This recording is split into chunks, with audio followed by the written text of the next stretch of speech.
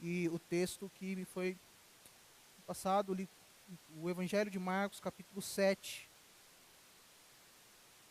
Evangelho de Marcos, capítulo 7, nós leremos até o versículo 23, do 1 ao 23. Portanto, leiamos com muita atenção e devoção. Assim diz o texto. Os fariseus e alguns escribas, vindos de Jerusalém, foram encontrar-se com Jesus. E repararam que alguns dos discípulos de Jesus comiam pão com as mãos impuras, isto é, sem lavá-las. Pois os fariseus e todos os judeus, guardando a tradição dos anciãos, não comem sem lavar as mãos cuidadosamente. Quando voltam do mercado, não comem sem antes se purificar. E receberam muitas outras coisas para observar, como a lavagem de copos, de jarros e de vasos de bronze. Então, os fariseus e os escribas lhes perguntaram: por que os seus discípulos não vivem segundo a tradição dos anciãos, mas comem pão sem lavar as mãos? Jesus lhes respondeu: hipócritas, bem profetizou Isaías acerca de vós, como está escrito: este povo honra-me com os lábios, seu coração, porém, está longe de mim. Em vão me adoram, ensinando doutrinas que são preceitos de homens. Abandonais o mandamento de Deus e vos apegais à tradição dos homens. Disse-lhes ainda: sabeis muito bem rejeitar o mandamento de Deus para guardar a vossa tradição. Pois Moisés disse: honra teu pai e tua mãe, e quem amaldiçoar seu pai ou sua mãe, certamente morrerá. Mas dizeis: se alguém disser a seu pai ou a sua mãe: o que de mim poderias receber como benefício? É oferta, isto é, oferta dedicada ao Senhor. Vós os desobrigais de fazer alguma coisa por seu pai ou por sua mãe, e dessa forma invalidais a palavra de Deus pela vossa tradição que transmitistes, como também fazeis muitas outras coisas semelhantes. E chamando outra vez a multidão, disse Jesus: ouve-me vós todos e entendei. Fora do homem não há nada que entrando nele possa tomá-lo impuro, mas o que sai do homem, isso o torna impuro. Se alguém tem ouvidos para ouvir, que ouça. Depois, quando deixou a multidão e entrou em casa, os discípulos lhe perguntou acerca dessa parábola, e Jesus então respondeu: então vós também não entendeis? Não compreendeis que tudo que entra de fora no homem não pode torná-lo impuro? Porque não entra no seu coração, mas no estômago, e depois é expelido. Assim Jesus declarou puros todos os alimentos, e prosseguiu: o que sai do homem é o que o torna impuro, pois é de dentro do coração dos homens que procedem maus pensamentos, imoralidade sexual, furtos, homicídios, adultério, cobiça, maldade, engano, libertinagem, inveja, blasfêmia, arrogância e insensatez. Todas essas coisas más procedem de dentro do homem e o tornam impuros. Oremos. Pai, diante do teu Filho Jesus, quem somos nós? Diante do teu Filho encarnado, como podemos julgar sermos alguma coisa? Diante do teu Filho Jesus, como podemos atribuir em nós, por nós mesmos, algum valor? Pai, tudo o que temos vem do Senhor. E que nessa noite esse texto nos mostre isso com clareza. Porque em nós, Pai, só há imoralidade, cobiça, inveja. Em nós, Pai, por nós mesmos, nós só queremos nós mesmos, nossos sonhos, nossos planos, nossa forma de ver o mundo. Nós precisamos do Senhor para que o nosso coração se torne puro. Por isso, conduza-nos, Senhor, fala ao nosso coração, que Teu Espírito Santo ilumine cada mente, cada coração, a fim de que juntos possamos identificar quem somos e possamos também avistar o Salvador e todos juntos nos rendermos a Ele, dizendo: nós te adoramos, ó Rei Jesus. Nos guia na Tua glória. Amém. Texto longo, mas que eu vou dividir em 3 partes. Mas antes de dividir, eu gostaria de ilustrar alguma coisa a vocês. E eu queria que vocês guardassem essa ilustração, porque nós vamos tê-la como pano de fundo de tudo que veremos nessa noite. Pense o seguinte: você está diante de um cruzamento, e esse cruzamento, lado esquerdo, tem um farol, lado direito, né? Ou melhor, né? Você tem um cruzamento vindo aqui do seu lado direito, né? Para cruzar aqui, e você está aqui, ó, para ir reto, certo? O farol aqui está quebrado, está piscando. E aqui o seu farol também está quebrado, também está piscando. Só que, diante desse farol, que tem uma regra por detrás, e essa regra envolve 3 coisas: a cor verde, a cor vermelha e a cor laranja. Será que eu posso dizer essa cor, né? Ou alguma coisa amarela, alguma coisa do tipo, não é verdade? Então, quando nós avistamos esse farol, nós já pressupomos que ela vai nos informar essas três informações. Ou é verde, ou é vermelho, ou é laranja, ou é amarelo. Só que nesse momento, está piscando. Está fora da regra. E a questão é que você está dirigindo, e aí o que eu faço?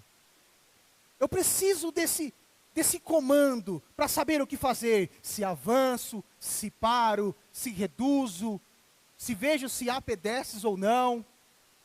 Mas o fato é que tanto você que vai para frente, quanto aquele que está do lado direito e que também vai cruzar, ambos optam em ir para frente. E ao irem para frente, ambos batem no carro. Pensem comigo. Ambos saem do carro, o pessoa A e pessoa B. E aí eles começam a conversar. E eles começam então a questionar um ao outro. Por que você não esperou? Mas por que você estava mais rápido do que eu? Por que você foi para frente? Por que você não parou? Por que você não teve atenção? Olha agora os nossos carros. Mas percebam, quem é que está certo e quem é que está errado nessa situação? Mas o ponto é que diante desse dilema, nós passamos a julgar o outro baseado nas categorias que temos, nos princípios que temos, nas crenças que temos, na maneira como vemos o mundo. E diante disso, não há como ajuste. Tem que ter uma terceira pessoa aí, uma pessoa que provavelmente era o pedestre, que estava observando tudo, e ele sabe quem é que estava correndo, quem é que não estava. Qual é a relação dessa ilustração com o texto? A pessoa A e a pessoa B, pode ser que seja você. E a pessoa que está fora, que está observando tudo, essa pessoa é Jesus. E é exatamente isso que o texto está nos mostrando. Existem 2 grupos.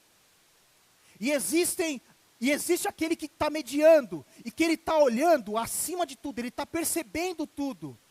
Enquanto os grupos não conseguem perceber tudo. É justamente sobre isso que nós vamos meditar essa noite. O texto, então, tem 23 versículos, e guardem essa ilustração. Pessoa A, pessoa B, um mediador. Nós vamos dividir para aqueles que anotam, né? Anotem aí. 3 pontos como bom batista. Primeiro, eu nomeei como a crítica. Então, o primeiro assunto que veremos eu estou nomeando como a crítica. E isso está presente no verso 1 ao 5. Do verso 1 ao 5, a crítica. Segundo ponto, nós vamos meditar sobre a resposta. E a resposta, nós então estaremos meditando sobre o verso 6 até o verso 15. E por fim, o último ponto, a lição. A lição que inicia no verso 16 e vai até o verso 23. Então vamos passar aqui para o primeiro ponto desse texto. E que tem aquela ilustração como pano de fundo. Enquanto eu vou falando aqui, vai pensando. A crítica, assim diz o texto. Os fariseus e alguns escribas, eles saíram de Jerusalém e eles saíram com um objetivo, encontrar o Cristo, se reunir em torno do Cristo. Só que o ponto importante aqui, e que Marcos ele vai nos trazer, é que o público de Marcos, aqueles que iriam ler o texto, não é o mesmo público, por exemplo, de Mateus. Porque se os irmãos perceberem, esse texto, essa história, esse relato, também consta em Mateus capítulo 15, verso 21 a 28. O público de Mateus eram judeus. Ou seja, eles já sabiam da tradição. Aí você vai perguntar, Gedimar, por que o texto de Mateus ele é menor do que o de Marcos? Porque o público de Marcos, os leitores de Marcos, eles eram gentios. Eles não sabiam da tradição judaica. Eles não sabiam qual eram os seus costumes. Por que eu estou dizendo isso? Porque no início desse trecho, nós vamos olhar aqui que uma vez que eles criticam os discípulos de Jesus, Marcos, ele toma o cuidado de explicar o porquê que eles estão criticando. E onde está isso no texto? Veja aí comigo, no verso 3. Pois os fariseus e todos os judeus, guardando a tradição dos anciãos, não comem sem lavar as mãos cuidadosamente.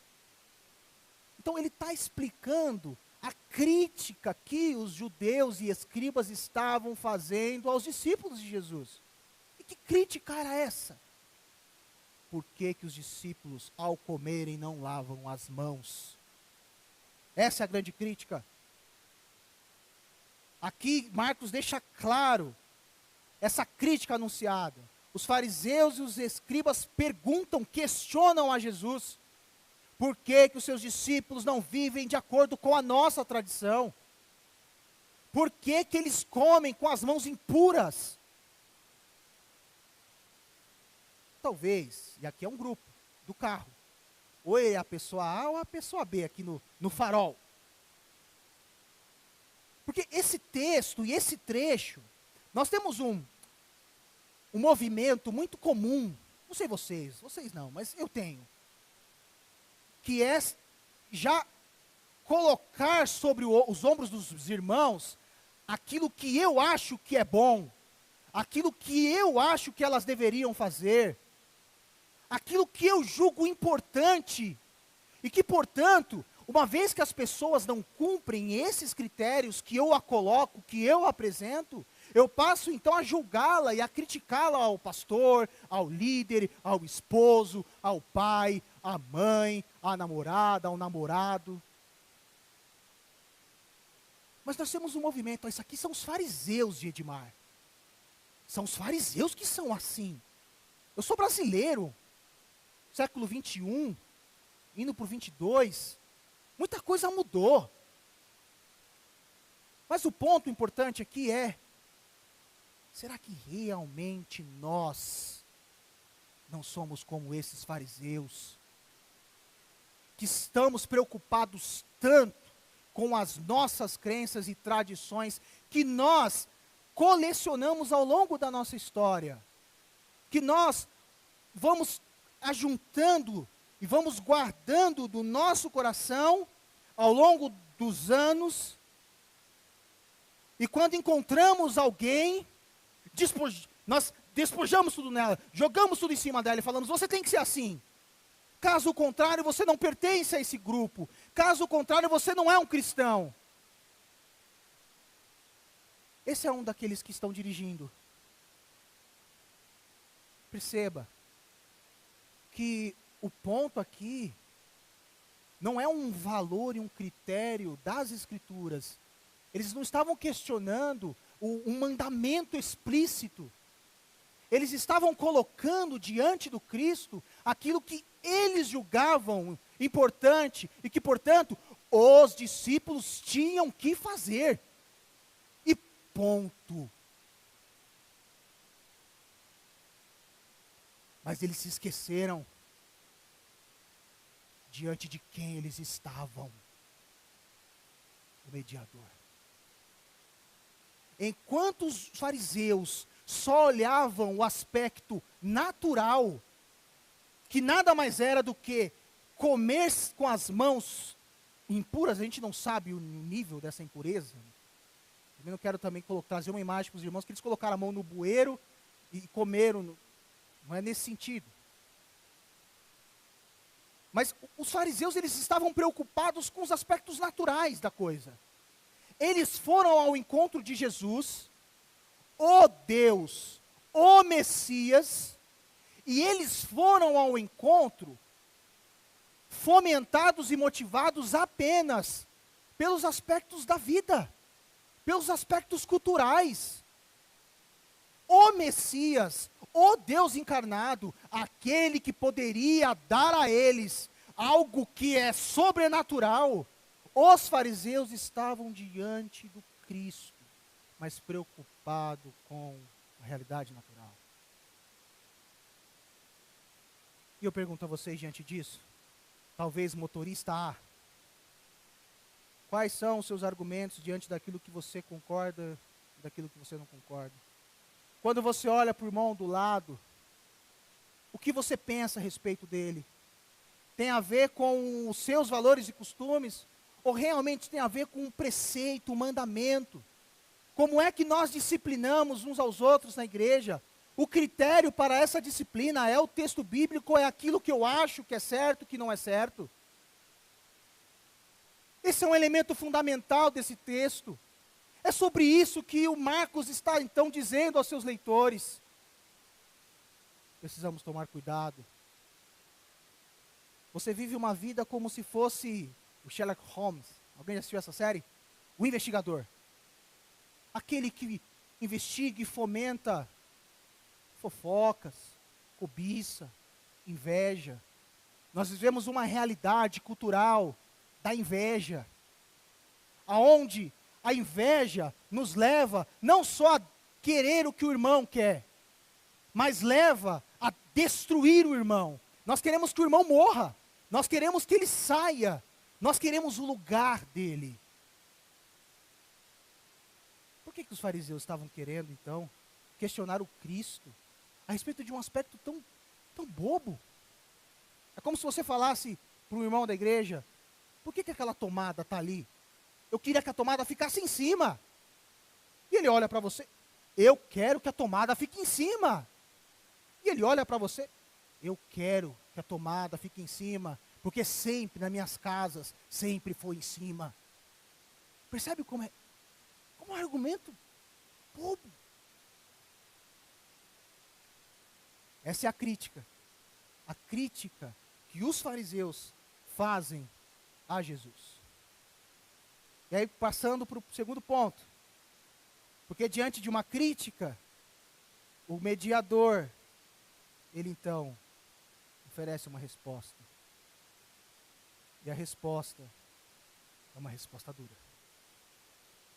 Porque por ser Deus, por ser o mediador, por não olhar para as pessoas que estavam ao seu redor apenas no seu aspecto natural, mas também o aspecto espiritual, Jesus começa a apresentar argumentos oriundos da palavra, dos mandamentos.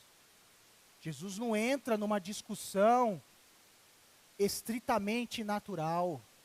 Jesus começa a apresentar coisas que envolvem uma realidade maior.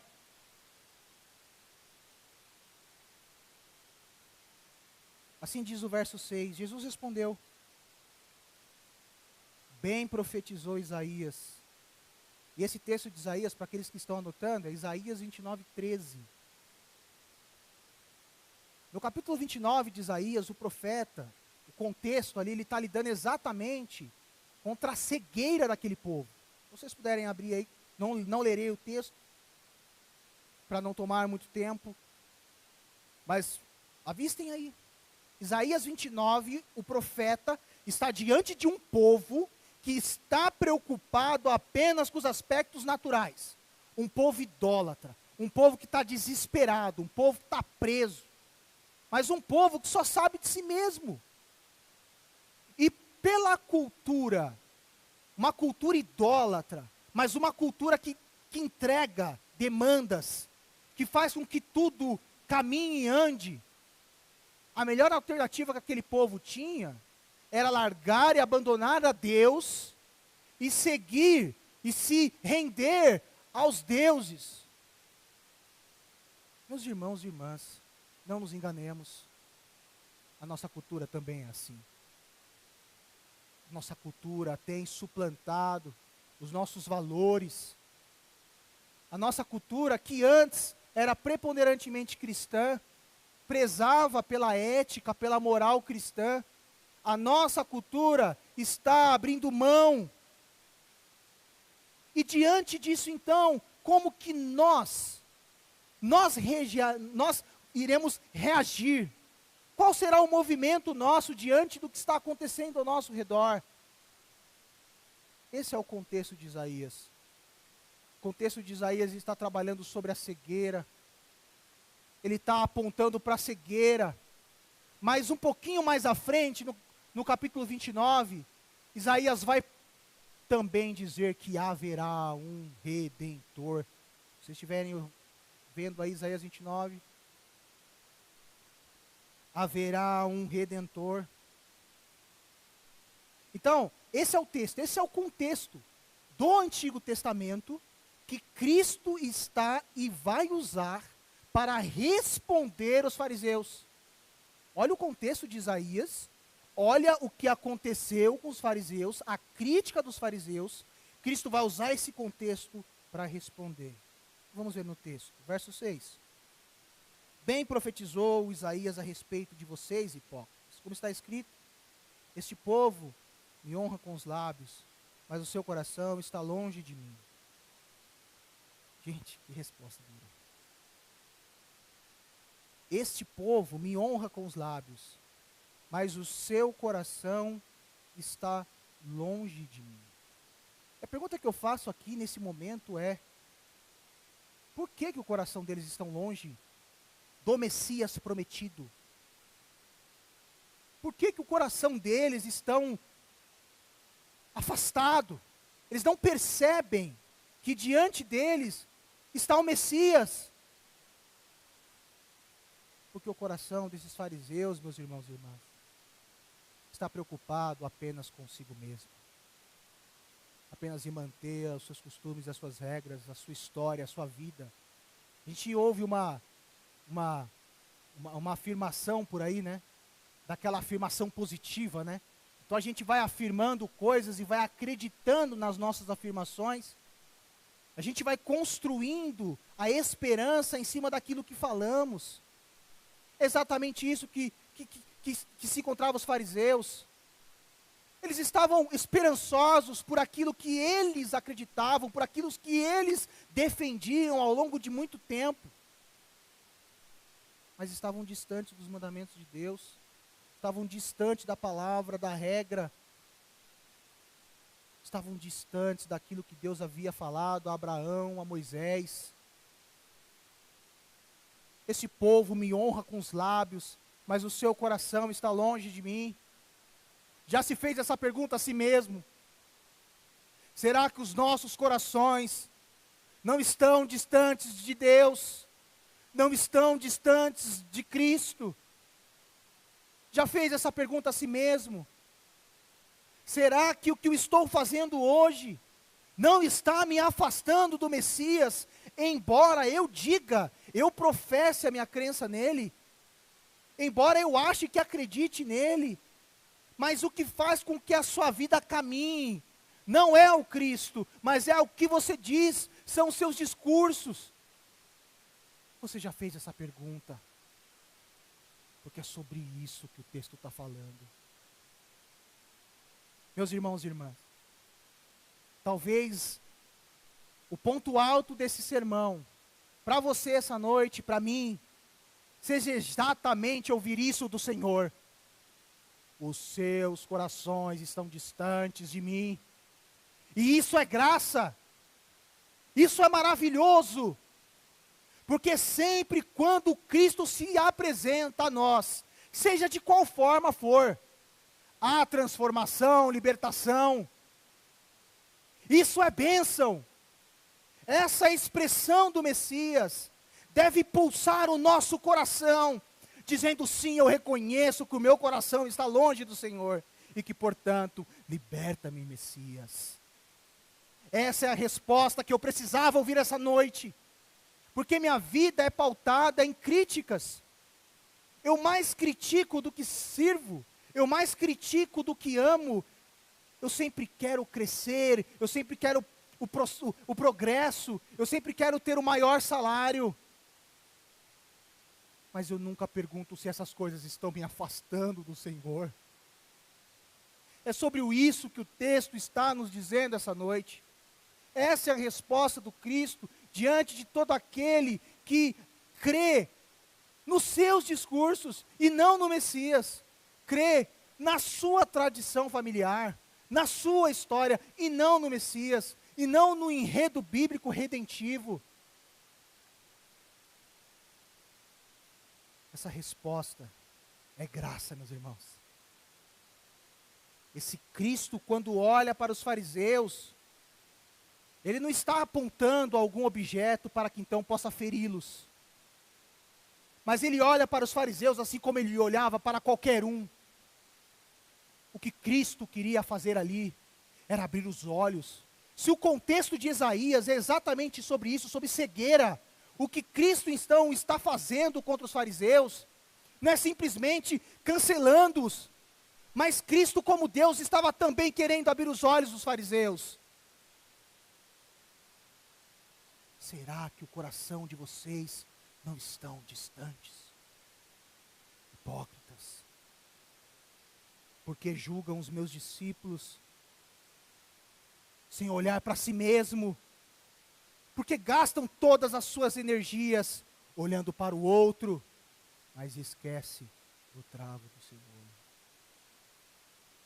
O texto continua. Como está escrito: este povo me honra com os lábios, mas o seu coração está longe de mim. E em vão me adoram, ensinando doutrinas que são preceitos humanos, rejeitando o que, meus irmãos? O mandamento de Deus. Vocês guardam a tradição humana.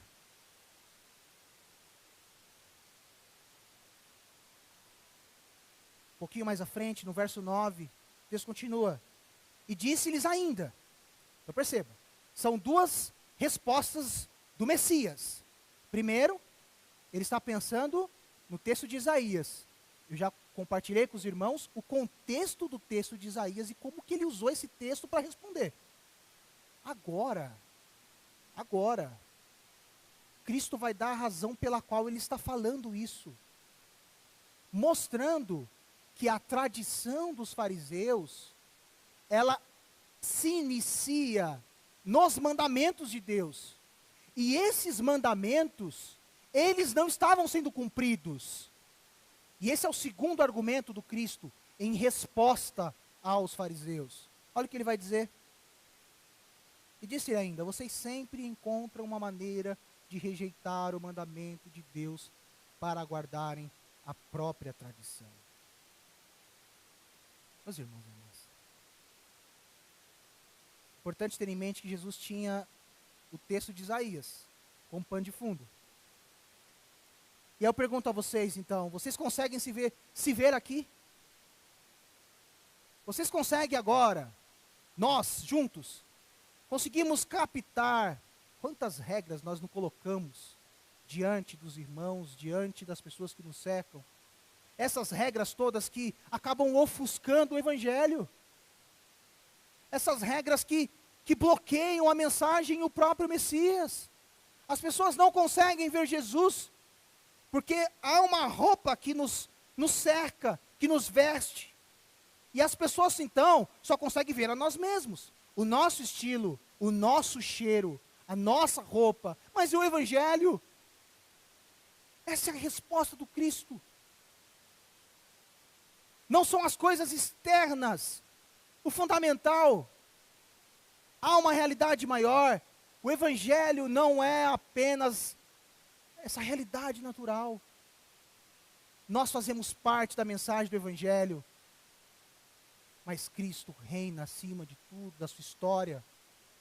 Nós vamos passar por essa vida e Ele continuará reinando. Essa mensagem que estamos ouvindo aqui, outras pessoas ouvirão, porque Ele é o Rei. Porque estamos presos em nós mesmos. Porque damos tanto valor aos likes no Instagram. Porque é que corremos atrás de aceitação. E ao fazer essas coisas, escondemos o Messias. Ao fazer essas coisas, escondemos o Cristo. As pessoas não conseguem mais enxergar Jesus, porque estamos vestindo roupas e regras e pressupostos, muitas vezes culturais, muitas vezes coisas que encontramos na televisão, e que achamos importante e passamos a defender, e esquecemos do Cristo. E aqui há um exemplo que Jesus vai mostrar para aquele público. Ele vai citar o verso 11. Desculpa, verso 10. Olha só o que Cristo vai dizer. Vocês que estão então aí criticando, vamos para o mandamento, vamos ver o que diz a lei. Cristo diz assim: Moisés disse: honra o seu pai e sua mãe. E quem maldisser o seu pai ou sua mãe seja punido da morte.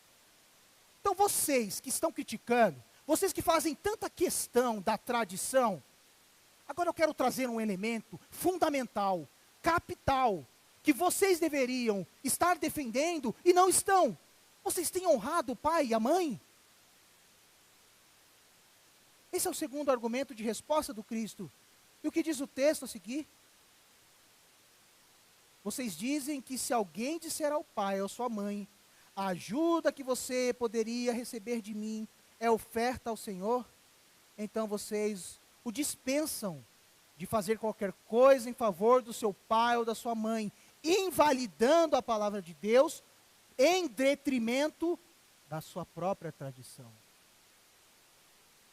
Estão entendendo o que está acontecendo aqui? Segundo argumento de Jesus para os fariseus.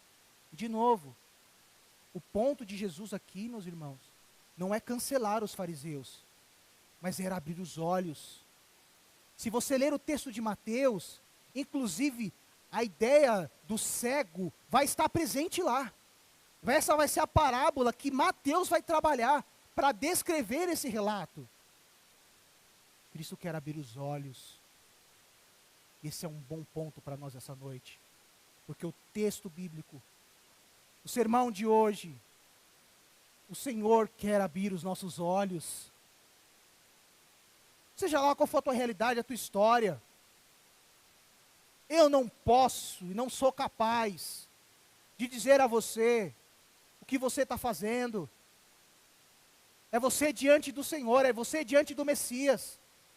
E o sermão de hoje, à luz desse trecho, pensando na mensagem da espiritualidade cristã, é eu, diante do Messias, o que tenho defendido? Tenho me preocupado em mostrar o Messias? Ou eu simplesmente estou colecionando coisas e impondo nos irmãos, para que eles cumpram, caso contrário, não são cristãos?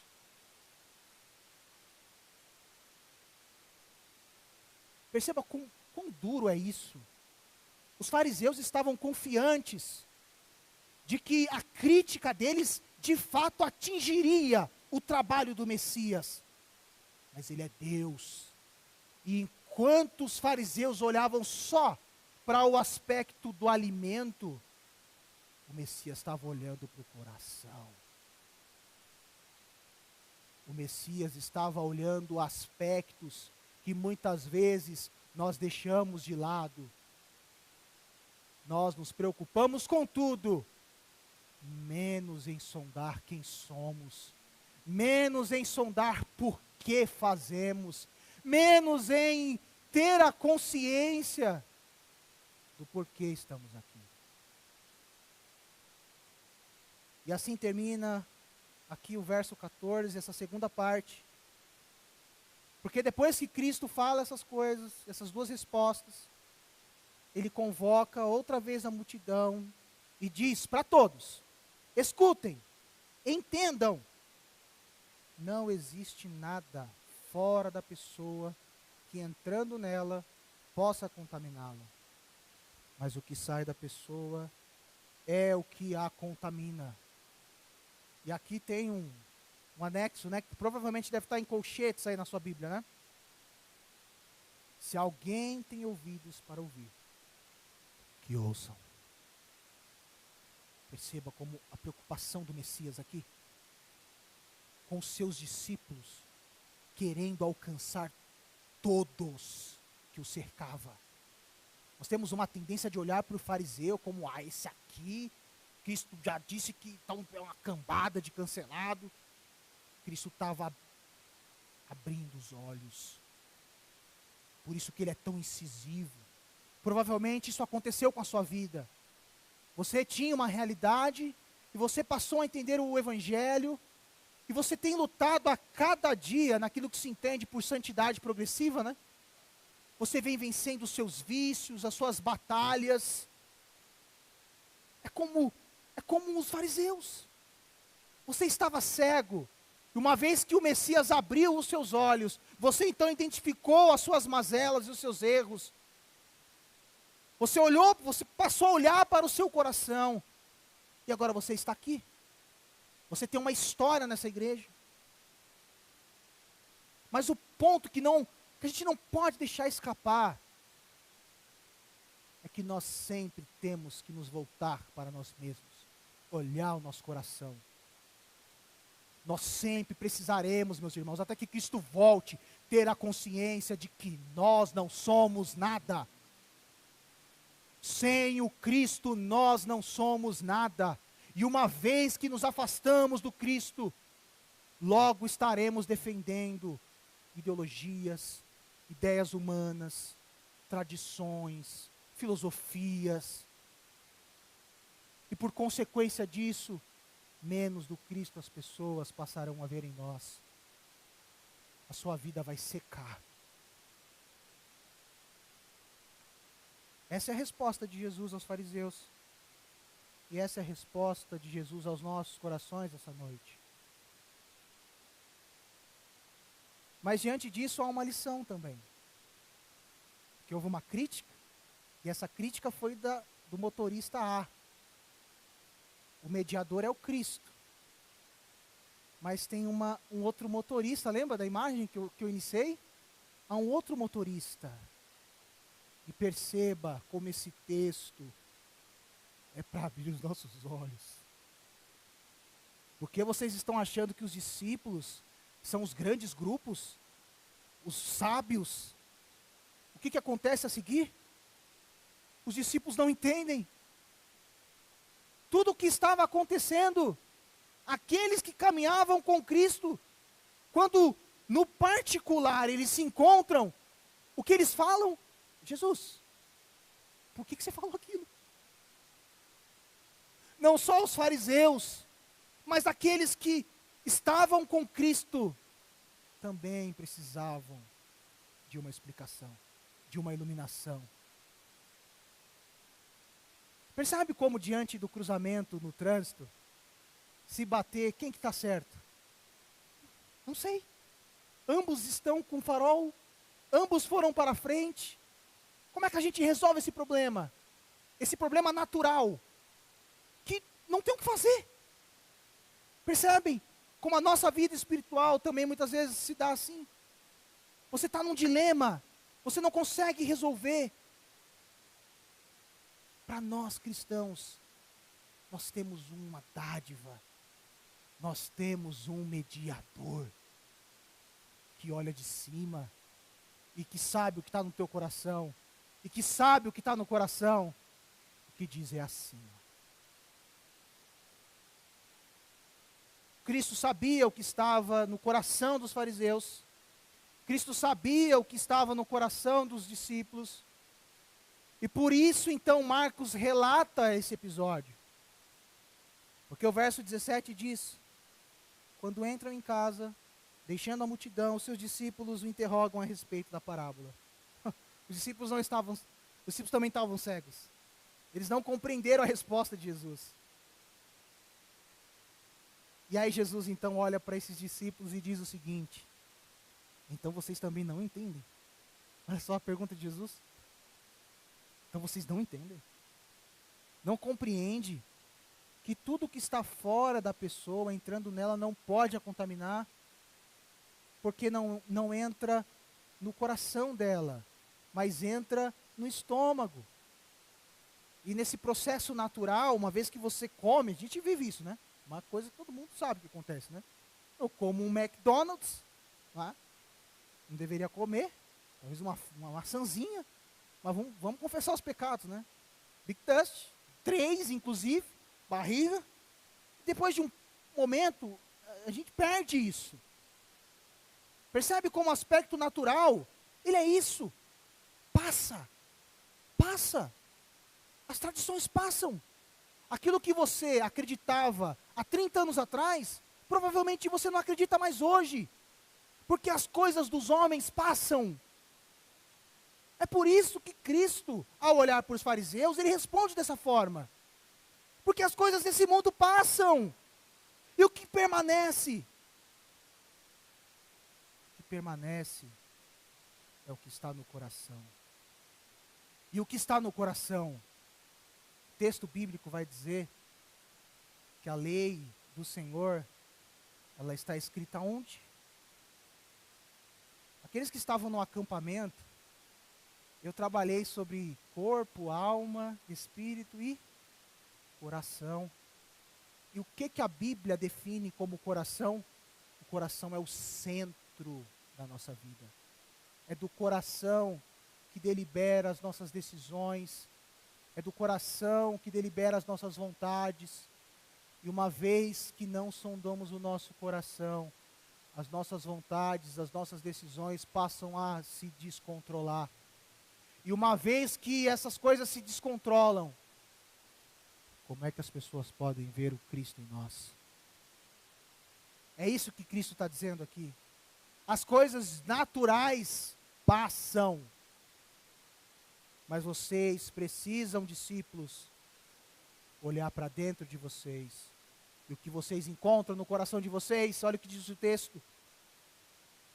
Porque dentro do coração das pessoas que procedem os maus pensamentos. Que pensamentos são esses? Que provavelmente eu e você talvez estejamos vivendo. E de novo, ao identificar isso, glorifique ao Senhor, porque isso é graça. Quando identificamos os nossos pecados, isso é graça. É Cristo mostrando para nós: vem, vamos crescer na fé, vamos caminhar para uma liberdade verdadeira. Identificar pecado é graça. É o início da libertação.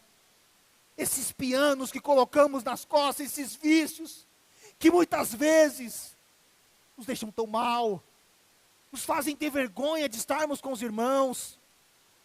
Identificar os pecados, irmãos e irmãs, é graça. E é isso que o Cristo está fazendo aqui.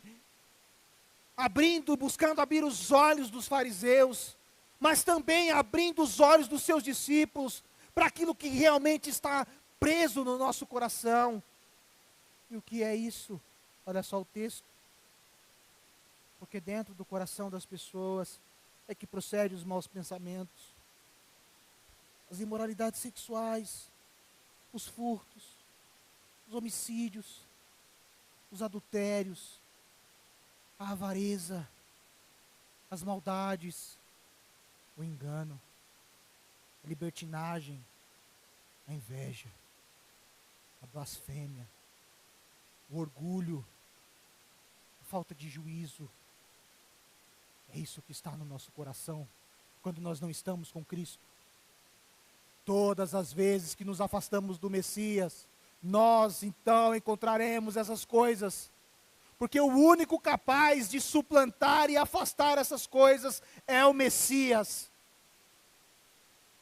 Se você tem identificado os seus pecados, glorifique a Deus e confesse.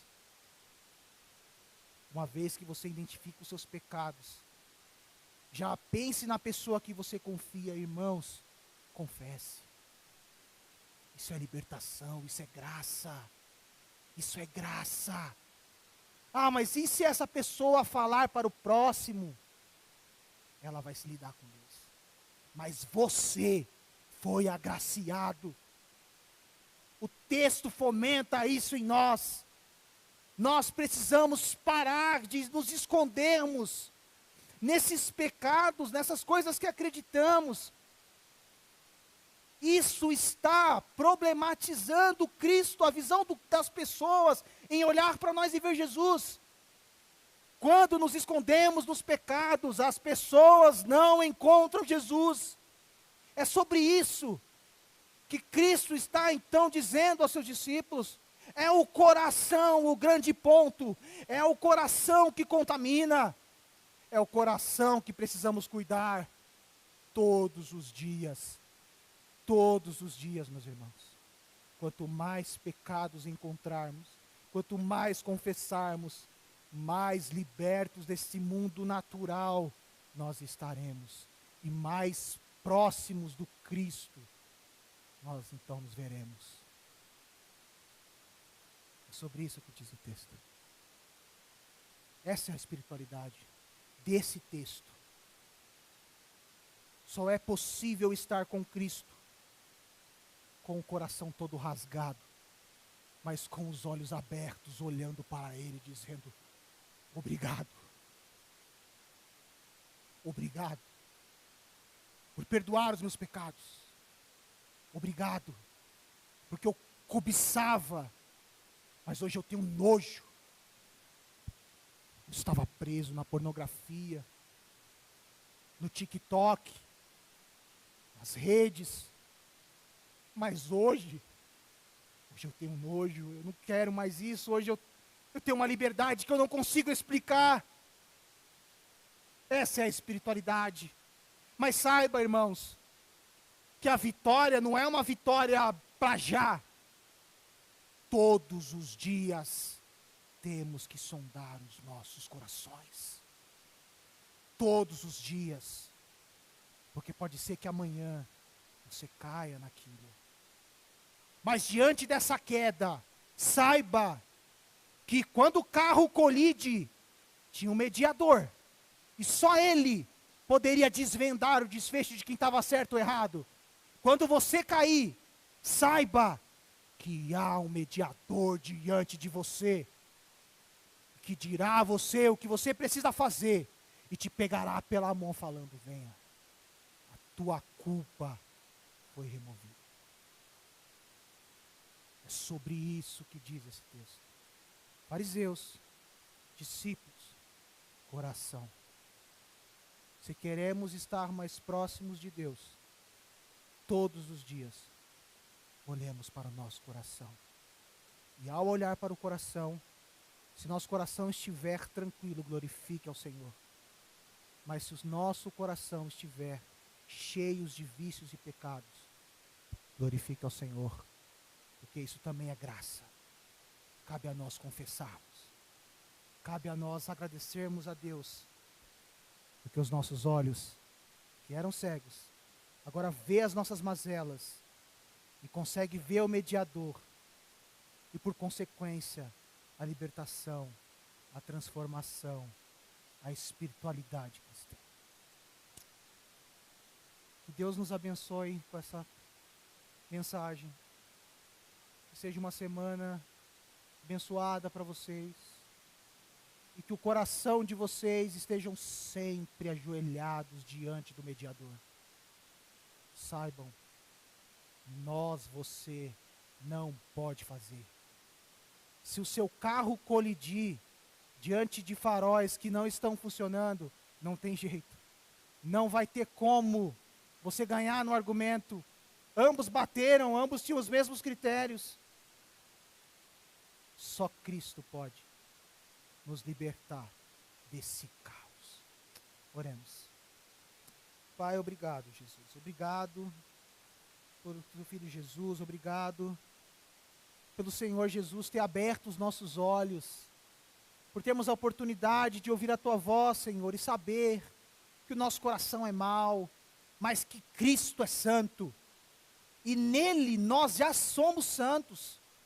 Ó Senhor, que os nossos olhos, ao olhar para a realidade, não olhem com os nossos olhos, mas nos dê os olhos de Jesus. Os olhos de Jesus não olham só a realidade, como vimos nesse texto, mas ele considera o mundo espiritual. E quantas pessoas estão brigando entre si, ó Senhor, nos dê os olhos de Jesus, para que possamos olhar com compaixão, com amor, para que possamos pregar o teu evangelho, mostrando àquelas pessoas, não as regras, mas mostrando os óculos de como elas devem viver, como elas devem olhar. Ó Senhor, nos arrependemos de nós mesmos, dos nossos pecados, das nossas manelas. E te agradecemos, Senhor, por tua graça. É assim que oramos, gratos por tua palavra. Amém. Servo sofredor, à luz do mundo, promessa viva que se cumpriu. Palavra que nos leva das trevas à luz. A escuridão não venceu.